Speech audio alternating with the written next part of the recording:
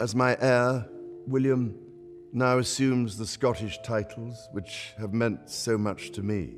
He succeeds me as Duke of Cornwall. Within the last 24 hours, inside Buckingham Palace, King Charles III has made a decision that could redefine the modern British monarchy.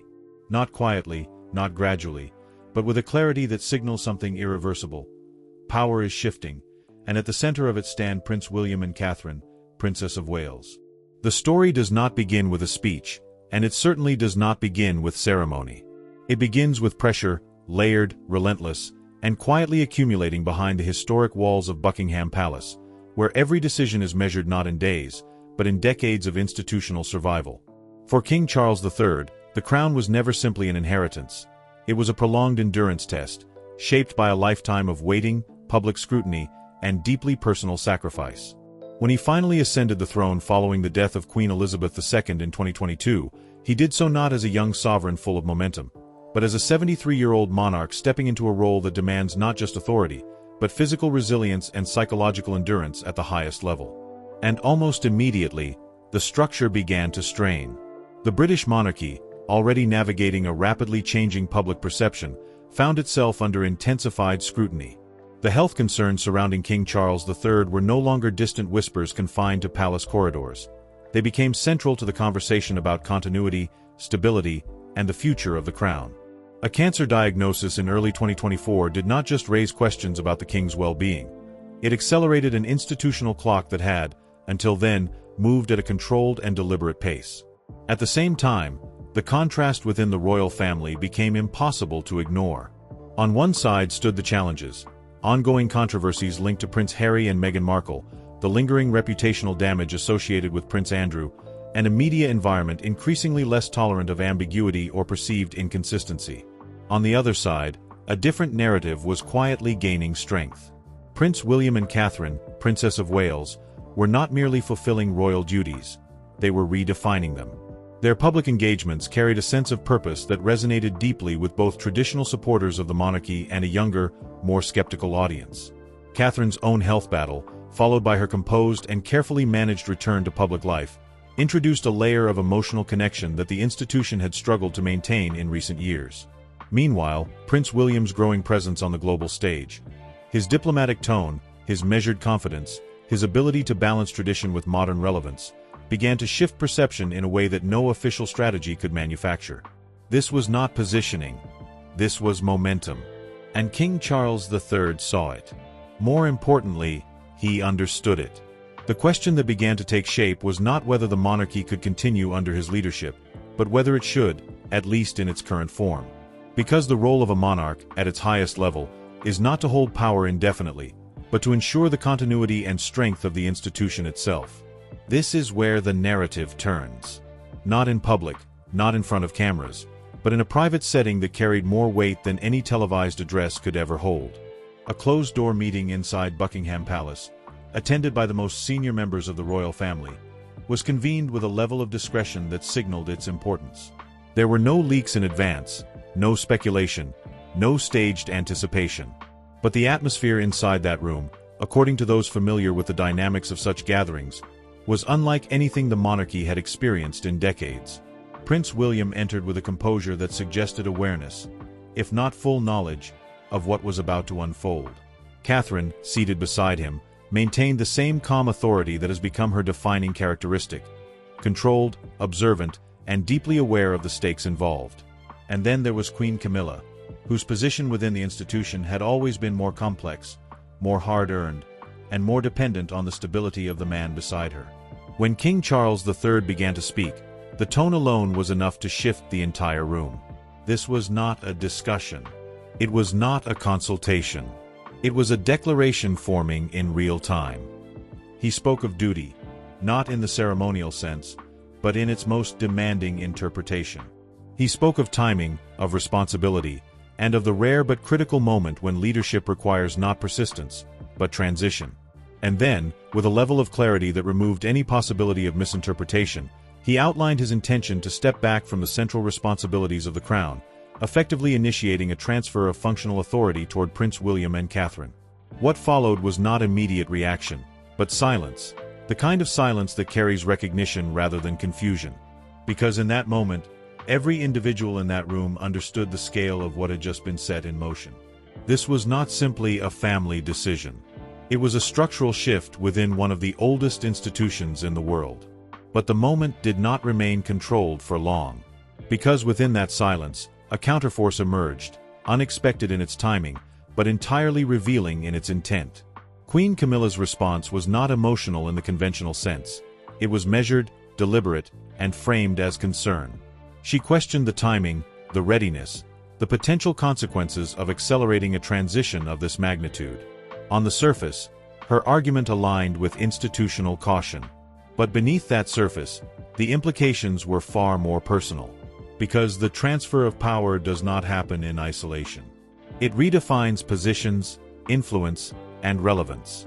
And for Queen Camilla, whose role had been intrinsically tied to King Charles III's position, the implications of such a transition extended beyond protocol.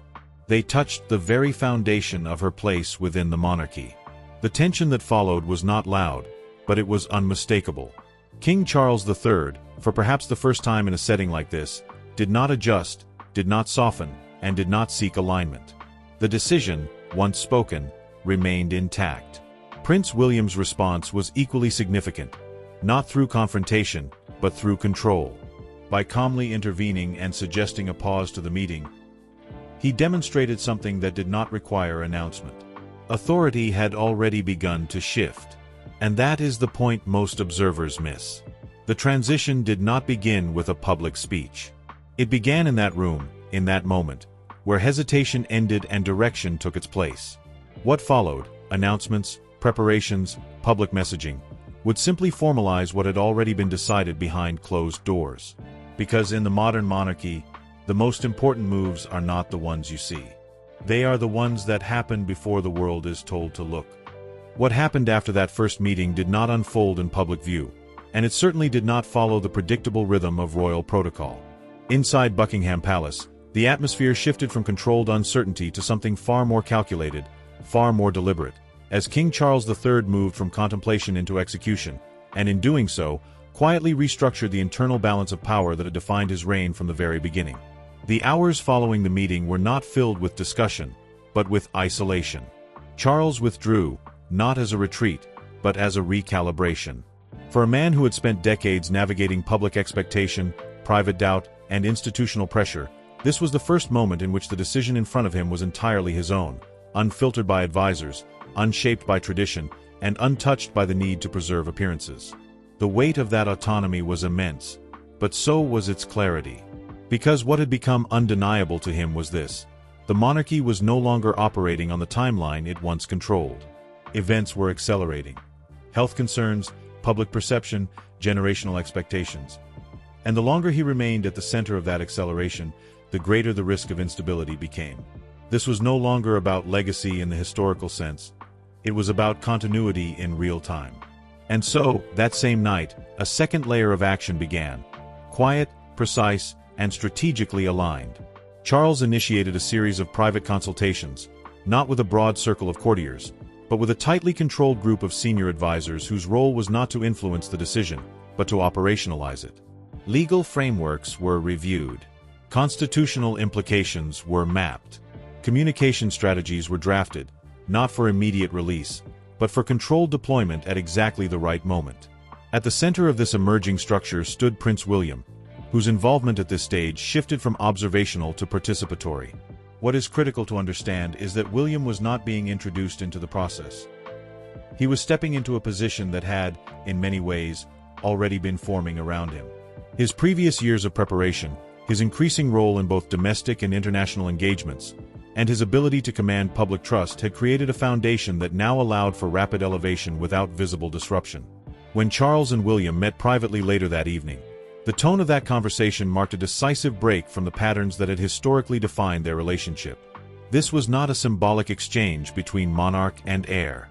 It was a strategic alignment between two individuals operating with a shared understanding of urgency. Charles outlined not only his intention, but the reasoning behind it, framed not as surrender, but as timing. William, in turn, did not resist, did not hesitate, and did not defer. He responded with clarity: outlining the structural adjustments that would be required to ensure that the transition, once initiated, would not create gaps in authority or perception. This is where the transformation becomes visible, not externally, but internally. Because from that point forward, decisions were no longer being shaped solely by the reigning monarch. They were being co-structured, with William actively influencing the direction, pace, and presentation of what would soon become a public reality. And alongside him, Catherine, Princess of Wales, played a role that was quieter, but no less significant. Catherine's presence within this phase of transition was defined by stability. At a time when uncertainty could have easily translated into visible strain, she maintained a consistency of demeanor that reinforced confidence both within the institution and beyond it. Her understanding of public perception, combined with her ability to embody continuity without overshadowing the process itself, positioned her as a critical anchor in what was otherwise a rapidly evolving situation.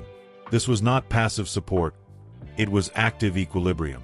However, not all elements within the royal structure adapted to this shift with the same alignment. The position of Queen Camilla became increasingly complex as the implications of the transition moved from abstract possibility to operational reality. Her earlier intervention in the initial meeting had not altered the trajectory of Charles's decision, but it had revealed a divergence in perspective that could no longer be ignored. In the days that followed, Camilla's interactions within the palace environment reflected a subtle but noticeable recalibration. Where there had once been informal influence, there was now formality. Where there had been proximity to decision-making, there was now distance. This was not enforced through confrontation, but through structure. Meetings were scheduled without her direct involvement. Documentation was circulated through channels that did not require her input. The system, in effect, began to reorganize itself around a new center of gravity. This shift was not abrupt enough to trigger public speculation, but it was precise enough to be unmistakable to those operating within the institution. Because in environments like Buckingham Palace, change does not announce itself. It reveals itself through access, through timing, through who is present in a room and who is not. As preparations advanced, a second formal gathering was arranged, this time not as an exploratory discussion, but as a confirmation stage. Unlike the first meeting, which had carried elements of unpredictability, this one was structured with intent. Attendees were selected with care. The sequence of discussion points was predetermined. Supporting documentation was prepared in advance, ensuring that every aspect of the proposed transition was not only articulated, but substantiated. When the members of the royal family assembled once again, the difference in atmosphere was immediate. There was no ambiguity, no sense of unfolding uncertainty. Instead, there was recognition. Because by this point, the decision had moved beyond consideration. It had entered execution. Charles spoke again, but this time, the tone was different. Where his earlier address had carried emotional weight, this one carried institutional authority. He reiterated his intention, but now supported it with defined steps, timelines, responsibilities, and procedural clarity. The language was no longer reflective, it was directive. Prince William's role in this setting further reinforced the shift that had already begun. His positioning, both physically within the room and functionally within the discussion, reflected a level of authority that required no formal declaration. He was no longer being prepared. He was already operating. Catherine, seated beside him, mirrored that transition with a composure that communicated readiness without overt assertion. Together, they presented not a future possibility, but a present reality in formation. And within that room, the response that followed was markedly different from the first meeting. There was no interruption, no attempt to reframe the decision, no visible resistance. The alignment, once uncertain, had consolidated. The institution, in its quiet and methodical way, had adjusted. Because the most critical aspect of this phase was not the announcement itself, it was the absence of opposition. In a structure as historically complex as the British monarchy, agreement is rarely unanimous in sentiment, but it is essential in presentation. And by the end of that second meeting, that presentation had been secured. What remained was no longer internal. It was external. The transition, already set in motion behind closed doors, now required a controlled introduction to the public, a narrative that would not only inform, but stabilize, reassure, and reinforce continuity. And at the center of that narrative would stand King Charles III, not as a monarch losing power, but as one redefining it, on his own terms, at his chosen moment, and with a clarity that would shape how this decision would be remembered long after the immediate shock had passed. The moment that followed did not arrive with raised voices or visible confrontation, but with something far more dangerous: precision. Inside Buckingham Palace, after the second meeting had formally aligned the institution behind King Charles III and the transition framework surrounding Prince William and Catherine, Princess of Wales, what remained unresolved was not procedural, but personal. And in royal history, it is often the personal that determines how power actually moves. Because while the structure had shifted, one variable had not fully settled: Queen Camilla. Her silence during the second meeting had not been acceptance, it had been calculation. And for those who understand palace dynamics, silence at that level is never passive, it is strategic, a pause before a more targeted response. What unfolded next did not take place in a council room, nor in front of advisors, but behind a closed door in one of the most private chambers of the palace, a setting where hierarchy dissolves into something more raw, more direct, and far less controlled. It was here that Camilla chose to act, and the manner of that action would become the defining fracture of this entire transition. When she entered, there was no hesitation in her posture, no visible uncertainty. This was not the public-facing Camilla shaped by years of scrutiny and gradual acceptance. This was a version of her that had been refined through decades of survival within the most scrutinized institution in the world. A figure who understood not only how power is presented, but how it is protected when threatened. She did not begin with accusation. She began with reason. The argument she presented was constructed with deliberate care: timing concerns, institutional risk, the optics of rapid transition in a period already marked by health uncertainty and public sensitivity. On the surface, it was a continuation of the position she had introduced earlier. But beneath that surface, there was a shift in tone, a subtle escalation that indicated this was no longer about influencing a decision. It was about altering its outcome. King Charles III listened without interruption, but the dynamic between them had already changed. For decades, their interactions had carried an undercurrent of mutual reliance, emotional, strategic, and deeply personal. But in this moment, that equilibrium no longer existed. The decision he had made had created a boundary, and Camilla was now confronting it directly. And then, the conversation moved beyond argument. What Camilla introduced next was not framed as a threat, but its implications were unmistakable. She reached into areas of Charles's past that had never been part of public discourse, not because they lacked relevance, but because they had been deliberately protected. References to his formative years, to experiences that had shaped his internal world long before he became king, were brought into the conversation with a level of specificity that made their purpose clear. This was leverage. It was not loud, not explicit, and not documented, but it was real. And more importantly, it crossed a line that, within the context of royal relationships, is rarely crossed without consequence. Because the monarchy, for all its public exposure, is built on an internal code of containment. Certain histories remain internal not by accident, but by agreement. And in that moment, that agreement was broken. What is critical to understand is not just what was said, but what it revealed. Because in attempting to influence Charles through that approach, Camilla exposed a fundamental miscalculation. She assumed that the man she was confronting was still operating within the same emotional framework that had defined him for most of his life. He was not. The shift in Charles's response was not immediate in action, but it was absolute in tone. There was no escalation, no visible anger, no attempt to counter or deflect. Instead, there was a withdrawal of something far more significant: engagement. He did not negotiate. He did not reinterpret his position. He did not revisit the decision. He disengaged. And in a structure where influence depends entirely on access and interaction, disengagement is the most definitive form of rejection. It removes not just the argument, but the platform on which the argument exists. From that point forward, the balance between them did not tilt, it reset. Camilla, who had built her position through proximity to the monarch, now faced a reality in which that proximity no longer guaranteed influence.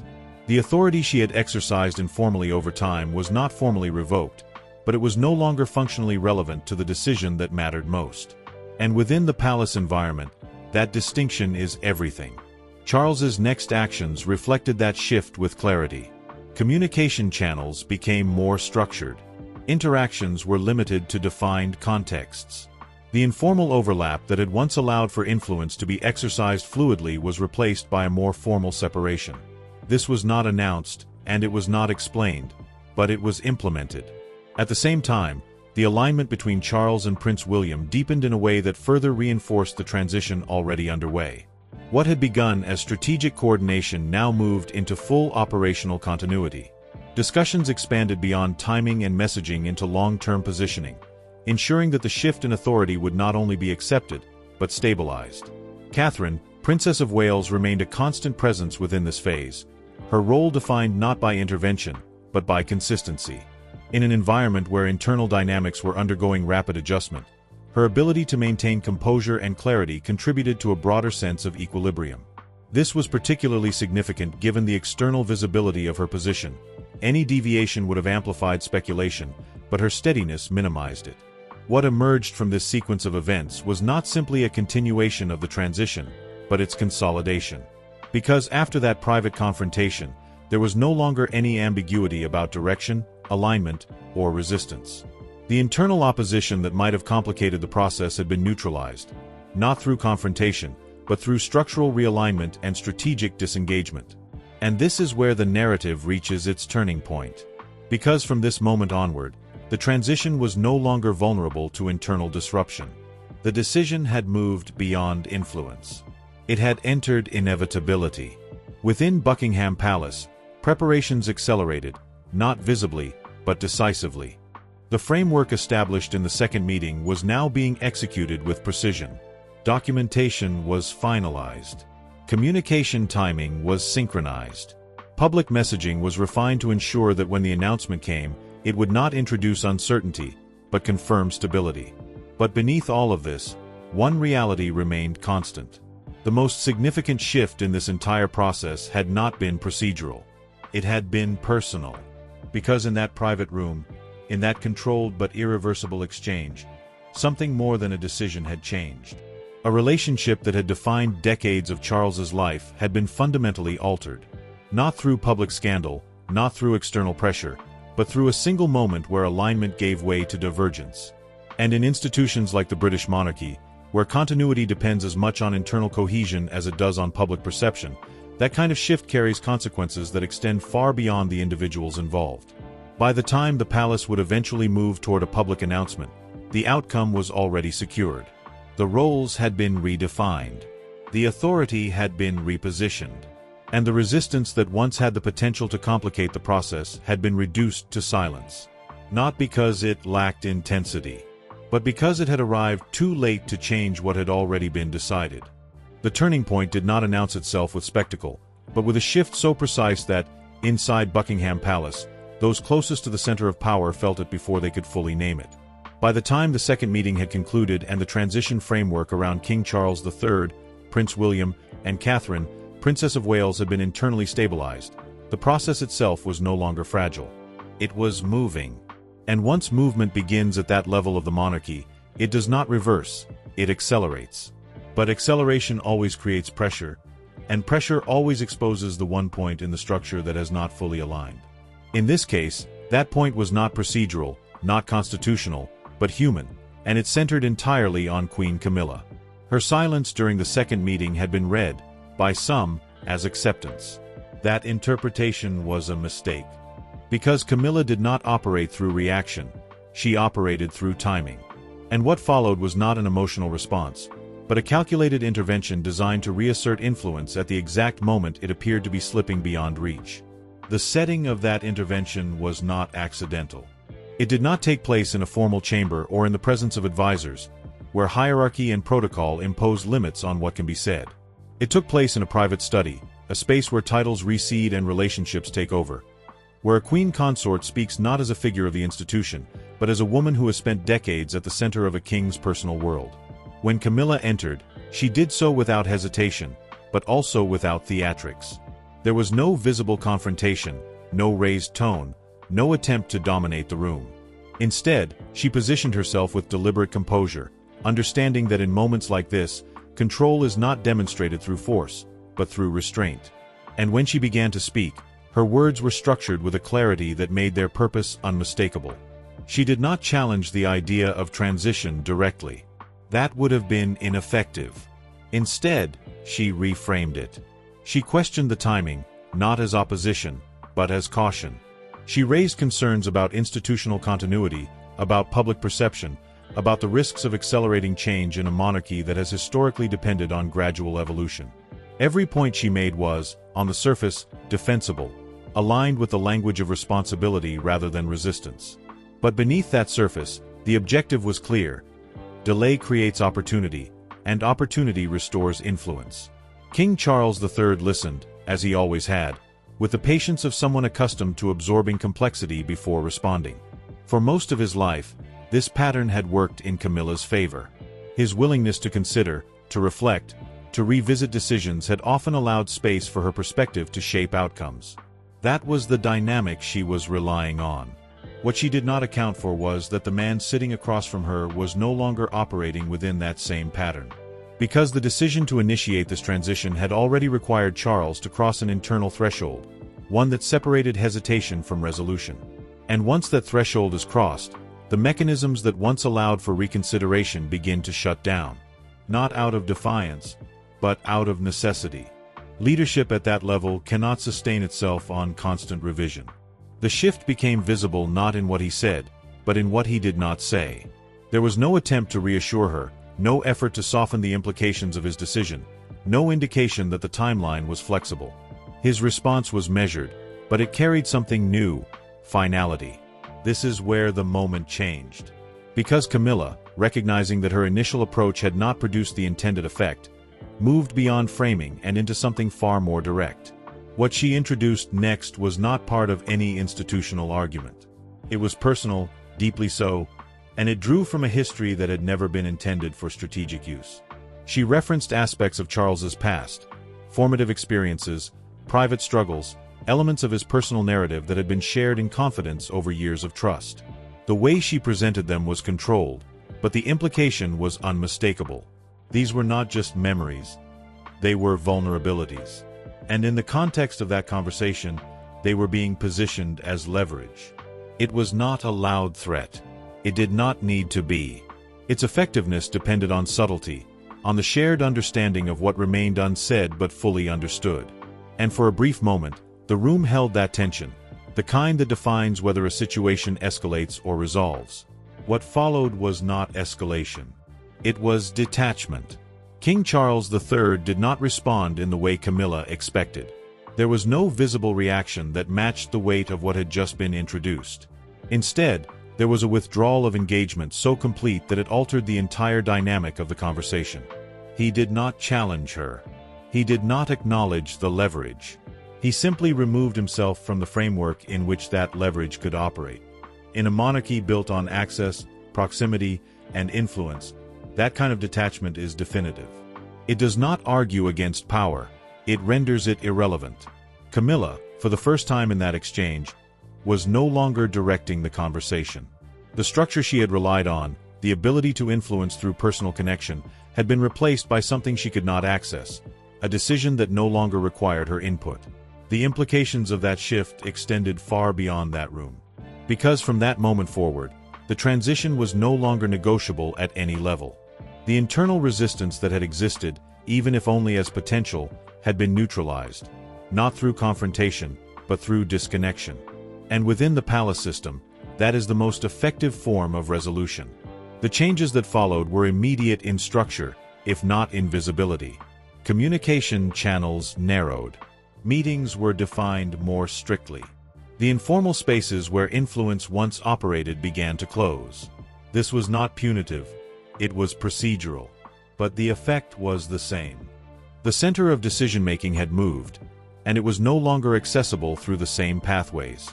At the same time, the alignment between Charles and Prince William intensified, transitioning from coordination into full operational continuity. William was no longer preparing for a future role. He was actively shaping a present one. His involvement expanded into areas that signaled not anticipation, but execution, strategic planning, institutional positioning, and the careful calibration of how the transition would be perceived once it became public. Beside him, Catherine, Princess of Wales, maintained a presence that was both stabilizing and strategic. Her consistency during this phase was not incidental. it was essential. In a period where internal shifts could easily translate into external uncertainty, her composure reinforced a sense of continuity that extended beyond formal announcements. By the time the palace moved toward finalizing the public narrative, the most critical phase of the transition had already been completed.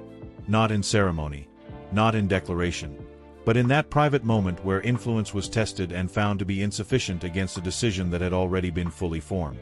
And that is the reality often overlooked in moments like this. The public sees the announcement, but the outcome is decided long before the world is told to listen. What followed that private rupture was not chaos, not visible fallout, but something far more decisive: alignment.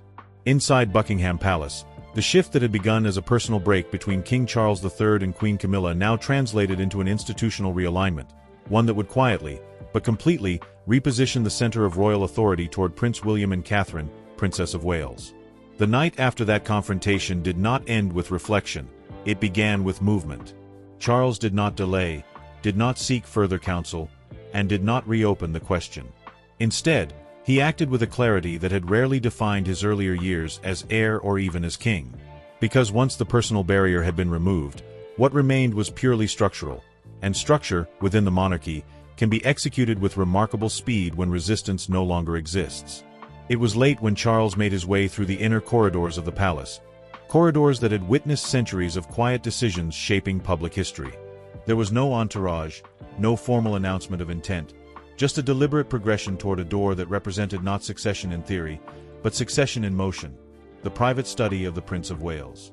When Prince William opened that door, what passed between father and son did not follow the language of ceremony. There were no rehearsed phrases, no symbolic gestures designed for future interpretation. What unfolded was direct, unfiltered, and entirely consequential. Charles sat, and without the protective framing that had often defined royal communication, he laid out everything: the decision, the confrontation, and the line that had just been crossed. This moment matters more than any public speech that would follow, because it marked the point at which the transition ceased to be a royal process and became a shared strategy. William did not respond as a son absorbing difficult family dynamics. He responded as a leader evaluating a situation that required immediate structural clarity. His questions were not emotional. They were operational. Timing, sequencing, institutional response, public framing. He was not stepping into the future. He was taking hold of the present. And this is where the balance of power completed its shift.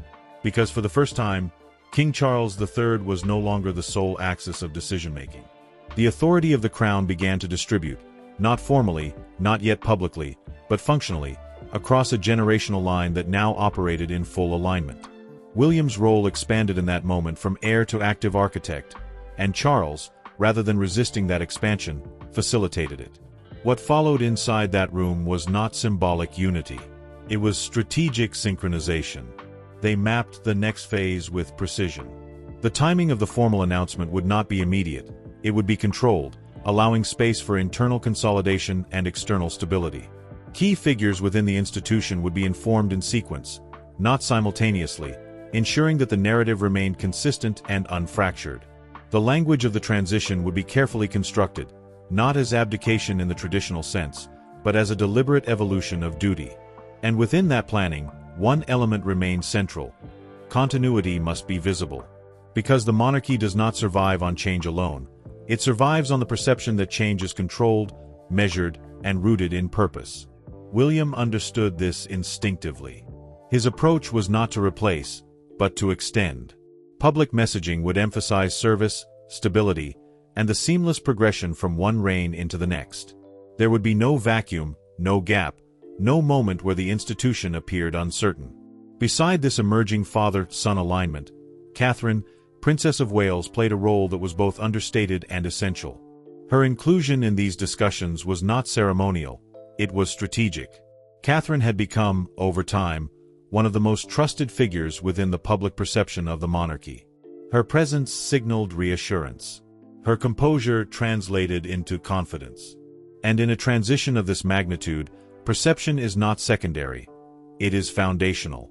Her input focused not on institutional mechanics, but on public reception. How the transition would be felt, not just understood. how it would resonate across different audiences: traditional supporters, younger generations, international observers. Her awareness of tone, of timing, of visibility ensured that the shift would not feel abrupt, even as it was structurally decisive. Together, William and Catherine formed something the monarchy had not fully embodied in recent years: a unified front that balanced authority with accessibility, strategy with empathy. By the time the night moved toward morning, the outline of the transition was no longer theoretical.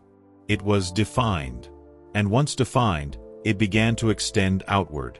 The following day, the internal machinery of the monarchy engaged with a level of coordination that reflected the clarity of the plan. Senior advisors were briefed, not to debate, but to implement. Communication teams began refining the narrative framework, ensuring that every public-facing element aligned with the internal reality already established. Legal consultations confirmed the procedural pathway, eliminating any ambiguity about execution. Within this process, one detail became increasingly evident. Queen Camilla was no longer central to the operational flow. This was not declared, and it was not dramatized. It manifested through absence. She was not present in key discussions. She was not included in critical briefings. The informal access that had once allowed her to shape outcomes no longer intersected with the spaces where outcomes were being determined. In institutional terms, this is how influence ends. Not with removal, but with irrelevance. And within Buckingham Palace, that shift was understood without explanation. As preparations moved toward the final phase, a second coordinated gathering was arranged, this time not to explore, but to confirm.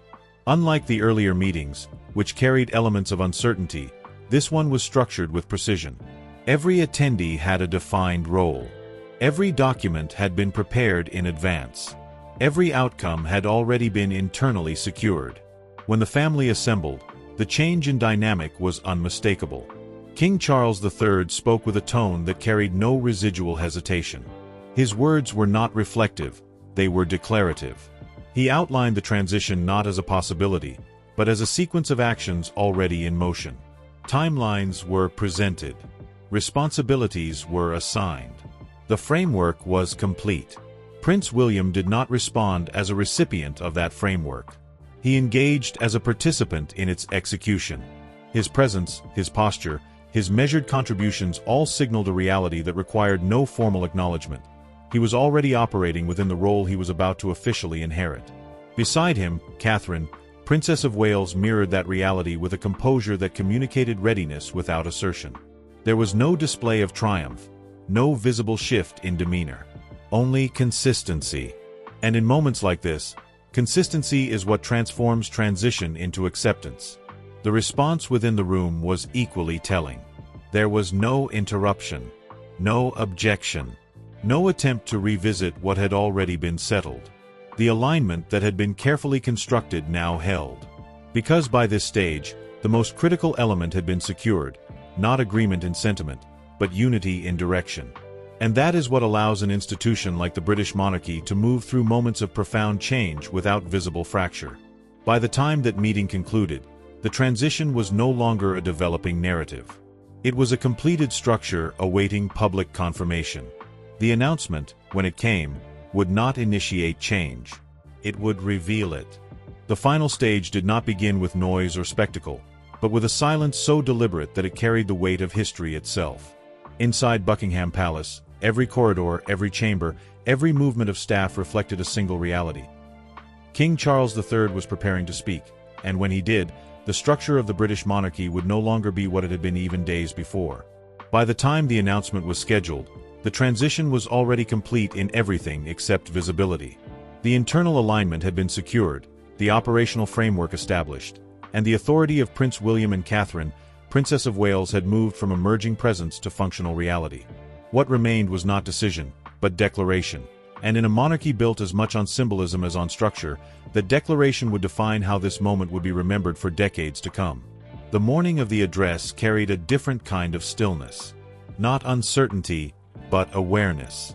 Staff moved with precision, not because they were instructed to, but because they understood the magnitude of what was about to unfold. This was not routine.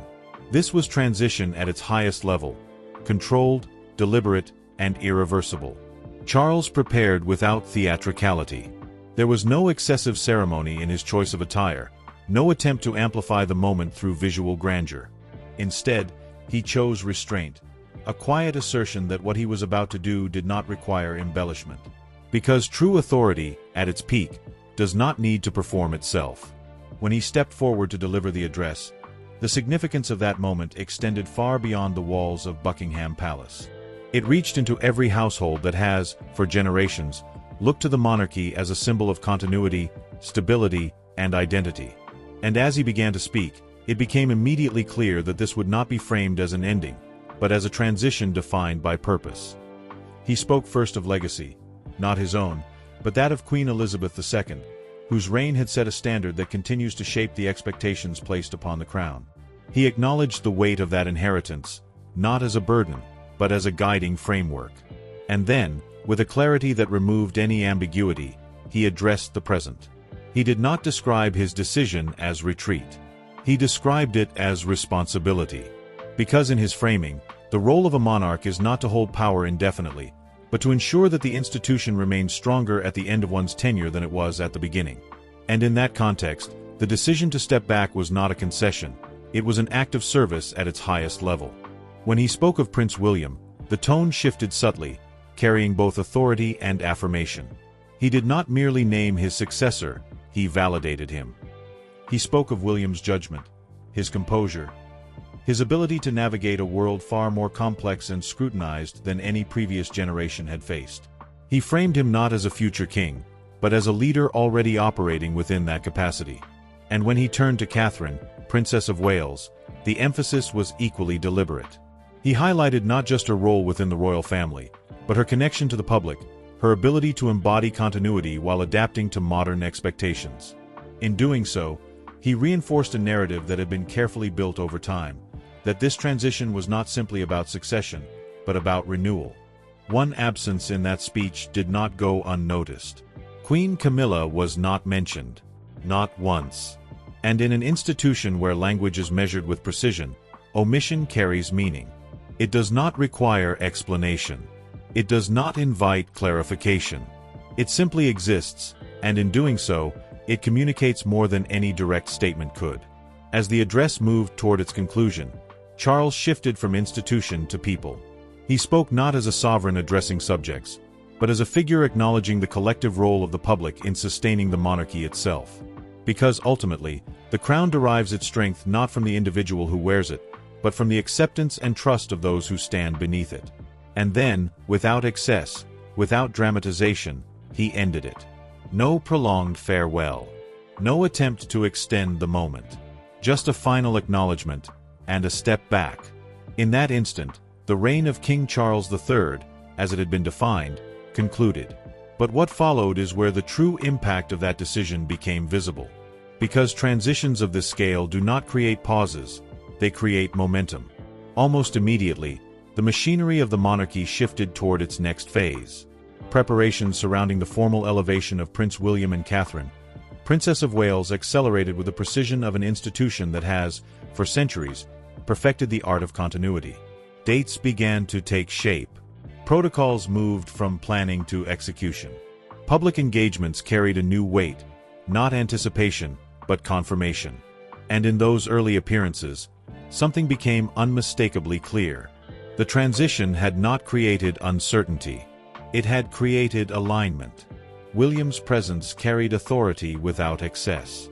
His tone remained measured, but there was a clarity in his positioning that reflected not preparation, but assumption of responsibility. He did not need to declare his role. It was evident in how he operated. Beside him, Catherine maintained the same composure that had defined her throughout the process. But now, that composure carried an added dimension. Not just stability, but leadership. Her interactions, her visibility, her connection with the public all reinforced the sense that this was not a new beginning, but a continuation with renewed strength. Away from the public stage, the personal consequences of the transition settled into place with far less visibility, but no less significance. King Charles III withdrew from the central demands of monarchy into a quieter rhythm, one that reflected not loss, but release. For a man who had spent a lifetime preparing for responsibility, The act of relinquishing it carried a complexity that cannot be fully captured in public narratives. And yet, those closest to him described a shift. Less tension, more clarity, a sense that the decision, once made, had resolved something internal as much as institutional. Queen Camilla, meanwhile, occupied a space that was neither fully central nor entirely removed. Her role continued in form, but its influence had changed in substance. She appeared where required, fulfilled obligations where expected, but the axis around which the monarchy now revolved had moved. And in systems like this, position is defined not by title, but by proximity to decision-making. The monarchy itself entered a new phase, not smaller, not diminished, but recalibrated. More exposed to scrutiny, more dependent on public connection, and far less able to rely on tradition alone as justification for its existence. The margin for error had narrowed. The expectation for relevance had increased. And at the center of that recalibrated structure stood Prince William and Catherine, Princess of Wales, not as symbols of what comes next, but as active stewards of what must now be sustained. Because this was never just about abdication. It was about timing. It was about recognizing that the strength of an institution lies not in holding power for as long as possible, but in knowing when transferring that power becomes the most effective way to preserve it. And that is what makes this moment different from every transition that came before it. Not the act itself, but the intent behind it. Now the question turns to you. Do you see this as the decision of a monarch who understood exactly what the future required, or as the final move of a man shaped by forces that had always been just beyond his control? And what about the silence surrounding Queen Camilla? Was it strategy, consequence, or something far more revealing about the reality behind palace walls? If this changed the way you see the royal family, take a moment to engage. Because conversations like this don't end with a speech, they evolve with perspective. Share your thoughts below, pass the story to someone who follows the monarchy closely, and stay with us as we continue to track the decisions that shape not just history, but how history is understood.